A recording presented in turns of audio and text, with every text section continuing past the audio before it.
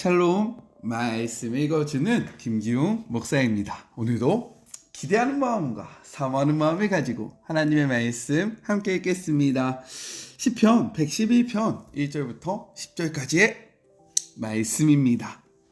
할렐루야, 내 모든 것으로 하나님께 감사하리라.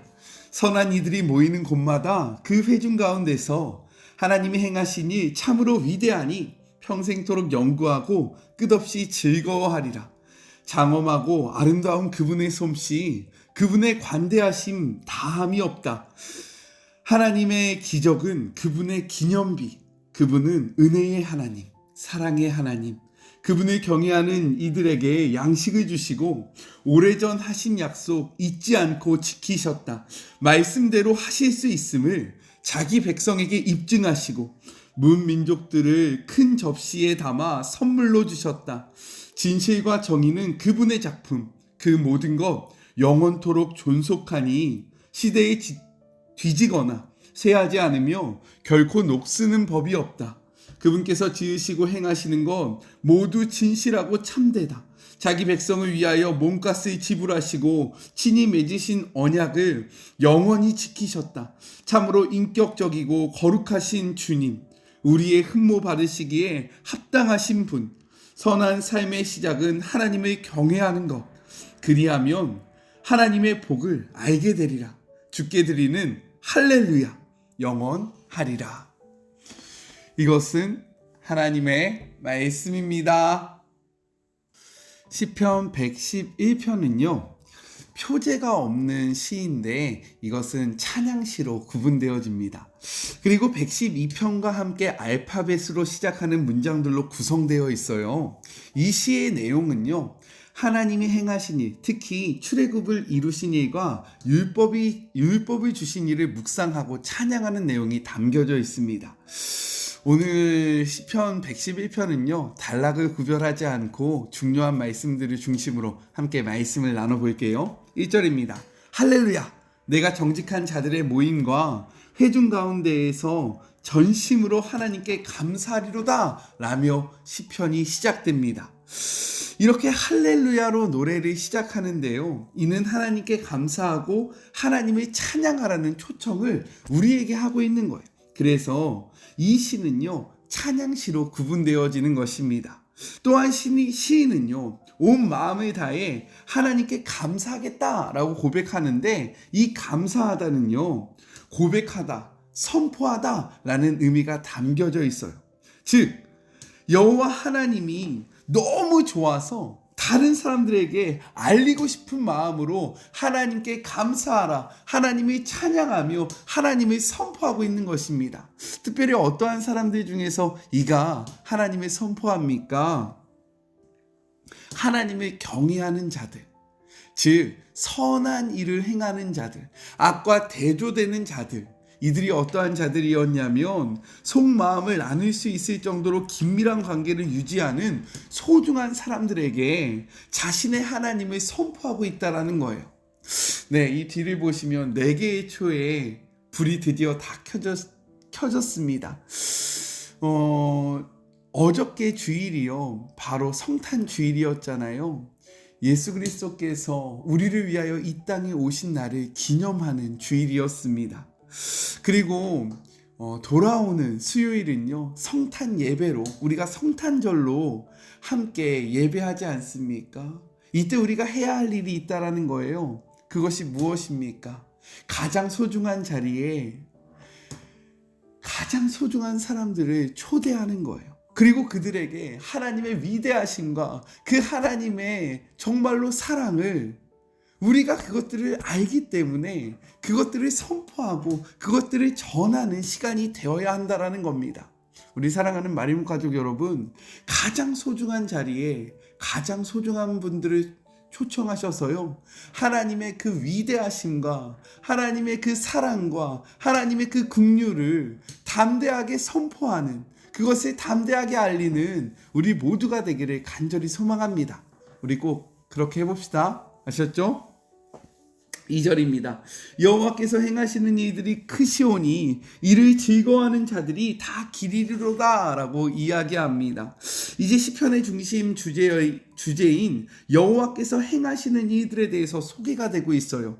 고대 근동에서 크다라는 이러한 표현은요, 신적 왕이 하는 일을 묘사하는 데 사용되었다라는 거예요. 그렇기 때문에 시인은요, 하나님을 이스라엘의 왕으로 찬양하고 있는 것입니다.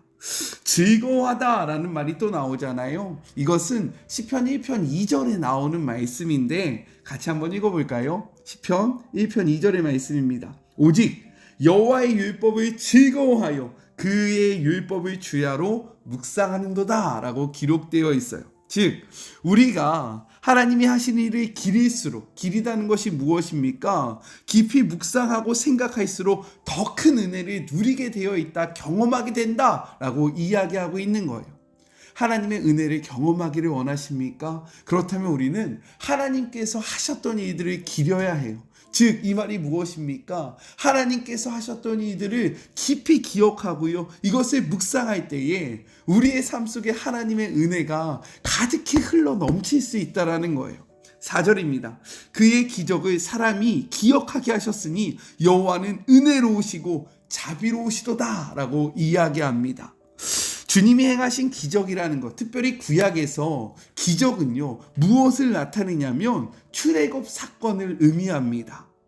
그리고 여기에서 하나님이 은혜롭고 자비로우시다라고 이야기하잖아요. 이것은 하나님이 아론의 금송아지 사건을 용서하시면서 스스로에 대해서 선포하셨던 그 말씀에 들어있는 거예요. 출애굽기 34장 6절의 말씀입니다. 여호와께서 그의 앞으로 지나시며 선포하시되 여호와라 여호와라 자비롭고 은혜롭고 노하기를 더디하고 인자와 진실이 많은 하나님이라 라고 외치십니다. 이렇듯 하나님은요, 자기 백성을 위해 온갖 기적을 행하시면서 무엇보다도 하나님의 은혜와 자비가 언약 백성 가운데 드러남을 이야기하고 있다는 거예요. 여호와의 자비롭고 은혜로우심은요, 또 어떻게 표현되냐면 자기 백성을 보살피는 일에서도 나타납니다. 5절의 말씀이에요. 여호와께서 자기를 경외하는 자들에게 양식을 주시며 그의 언약을 영원히 기억하시리로다 라고 이야기합니다. 이것은 광야 생활 40년 동안 만나와 메추라기로 이스라엘을 먹이신 일을 의미하고 있다는 거예요. 또한 하나님은 언약을 맺으시면 그 언약을 영원히 기억하신다라는 거예요. 하나님께서 이스라엘 백성을 왜 출애굽시키셨습니까? 그것은 바로 하나님이 아브라함과 맺었던 그 언약을 기억하셨기 때문에 이스라엘 백성을 구원하신 것입니다. 무엇 때문에요? 아브라함과 맺었던 그 언약을 기억하시고 그 언약 때문에 이스라엘 백성을 출애굽시켰다라는 거예요. 그리고 그들을 그냥 내버려 두지 않고요, 어떻게 하십니까? 하나님의 은혜로, 하나님의 자비로우심으로 그들을 먹이시며 그들을 보호하시고 그들을 지키셨다라는 거예요. 이렇게 하나님께서요, 백성들을 먹이시고 보호하시는 것도 자비와 은혜지만 우리가 기억해야 할 것은 무엇이냐? 한 번 약속하시면 절대 잊지 아니하시고 이것들을 반드시 행하시는 것이 우리에게 너무나도 큰 은혜라는 사실입니다. 6절의 말씀이에요. 그가 그들에게 문 나라의 기업을 주사 그가 행하시는 일의 능력을 그들에게 알리셨도다 라고 이야기합니다. 이 역시 이스라엘에게 가나안 땅을 주신 일을 회상하며 이야기하고 있는 말씀인 거예요. 무한한 능력을 지니신 하나님께서 아브라함과의 약속을 하신 것을 지키기 위해 가나안 사람들을 내모으시고요, 그리고 그 땅을 이스라엘에게 주신 것은 이스라엘이 누구를 섬기고 사랑해야 하는가를 확실하게 알려주시는 사건이 되었다라는 거예요. 약속을 지키시면서 나는 너희 조상과 했던 그 아브라함과 했던 그 약속을 너희들의 삶 속에서 신실하게 지키는 하나님이다. 그러니 너희가 누구를 섬기고 사랑해야 하는지 너희는 분명히 알아야 한다 라고 말씀하고 계시는 겁니다. 9절이에요. 여호와께서 그의 백성을 속량하시며 그 언약을 영원히 세우셨으니 그의 이름이 거룩하고 지존하시도다 라고 이야기합니다. 이 역시 출애굽과 관련되어 있는데요. 속량이라는 단어 때문에 그렇습니다. 속량은요, 노예 생활에서 구원하는 일을 의미하고 있기 때문인 거예요. 하나님은 애굽에서 속량한 이스라엘과 언약을 영원히 세우십니다. 혹독한 노예 생활에서 해방시켜 주신 것도 감사한데 시내산에서 언약을 맺으시며 그들을 자기 백성으로 삼아 주셨다라는 거예요. 이것이 얼마나 은혜입니까? 우리를 죄악 가운데서 건져내신 것만으로도 우리는 감사해야 하는데 하나님은요, 우리와 언약을 맺으시면서 우리를 그분의 자녀로 삼아주셨다라는 거예요. 은혜 아닙니까? 기쁘지 않으세요? 이것이 굿뉴스 복음 아닙니까? 이제 시인은 여호와를 경외하라는 겉면으로 노래를 마무리합니다. 10절의 말씀이에요. 여호와를 경외함이 지혜의 근본이라. 그의 계명을 지키는 자는 다 훌륭한 지각을 가진 자니 여호와를 찬양함이 영원히 계속되리로다 라고 이야기합니다. 하나님의 경외함이 있는 지혜는요, 실천적이라는 겁니다. 참 지혜는요, 실천하는 삶을 포함하고 있다라는 거예요.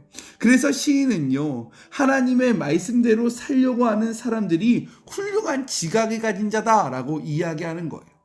아는 자가 아니라 사는 자가, 단순히 듣는 자가 아니라 지키는 자가, 마음속에 담아두고 잊어버리는 자가, 삶 속에서 실행하는 자가 훌륭한 지각이 있는 자다라고 이야기하고 있는 겁니다. 우리 사랑하는 마리모 가족 여러분, 간절히 소망하는 것은 우리가 묵상을 왜 합니까?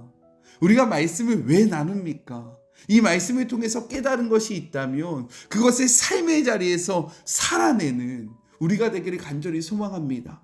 하나님은요, 말씀으로 우리에게 임하셨고요, 그 말씀으로 그냥 있으신 것이 아니라 이 말씀을 지키시면서 우리의 삶 속에서 보여주시면서 임마누엘의 그 약속을 지키셨다라는 거예요.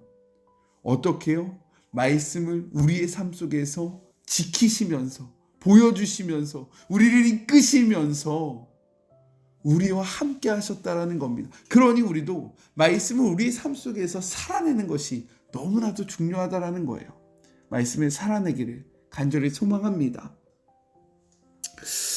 그리고요, 하나님의 사역과 말씀을 통해 우리에게 주시고자 하는 깨우침을 깨달은 사람이라는 뜻이 바로 훌륭한 지각을 가진 자다라고 이야기하고 있는 거예요. 이러한 깨우침이 있으면요, 이어지는 모습이 있습니다. 그것이 뭔지 아세요? 우리의 하나님을 계속해서 찬양하는 거예요. 그렇지 않겠습니까? 하나님이 우리의 인생 속에서 어떻게 역사하시는지를 우리가 기억하고 그것을 바라보면 하나님을 경외하는 마음이 생기고 하나님을 경외하는 참 지식이 있다면 이것을 삶 속에서 살아가게 되는데, 이러한 것들을 살아가면서 우리가 어떻게 잠잠할 수 있겠냐는 거예요. 하나님을 찬양하지 않을 수 있겠냐는 겁니다. 하나님을 경외하는 자는요, 하나님의 말씀을 기억하는 자는요, 하나님을 사랑하는 자는요, 끊임없이 하나님을 향한 찬양이 멈춰질 수 없다라고 이야기하고 있는 거예요. 하나님을 찬양하고 계십니까? 교회에서만 찬양하는 것이 아니라 우리가 살아가는 삶의 자리에서 하나님을 찬양하고 계세요? 우리는 어느 자리에서든지 하나님을 찬양해야 합니다. 왜요? 하나님이 우리의 삶 속에서 베풀어 주신 은혜가 너무나도 크기 때문인 거예요. 오늘의 말씀을 정리해보면 이런 거예요. 우리가 하나님의 말씀을 기억할 때 우리에게 행하신 하나님들의 일들로 인해서 우리는 하나님을 경외할 수 있게 된다는 겁니다. 그리고 하나님을 경외할 때에 우리는 영원히 하나님을 찬양하게 된다라고 이야기하고 있는 거예요. 하나님의 말씀을 기억함으로부터 시작되는 겁니다. 하나님의 말씀을 기억할 때 우리는 은혜와 사랑을 누릴 수 있는 거예요. 그리고 그 은혜와 사랑으로 말미암아 하나님을 경외하게 되고 하나님을 참되게 경외할 때 우리의 삶 속에서 하나님을 끊임없이 찬양할 수 있게 되는 겁니다. 그래서 오늘의 적용이에요. 하나님의 말씀을 기억하며 살아가고 계십니까? 하나님의 말씀을 기억함으로 인해 하나님에 대한 경외함이 있으십니까? 하나님을 경외함으로 인해 하나님을 향한 찬양이 끊임없이 선포되고 있는지 우리의 삶을 돌아보기를 간절히 소망합니다. 우리 같이 기도할까요? 사랑과 은혜가 충만하신 하나님 아버지, 우리의 삶 속에 혹시 감사가 잊어지고 찬양이 멈췄습니까?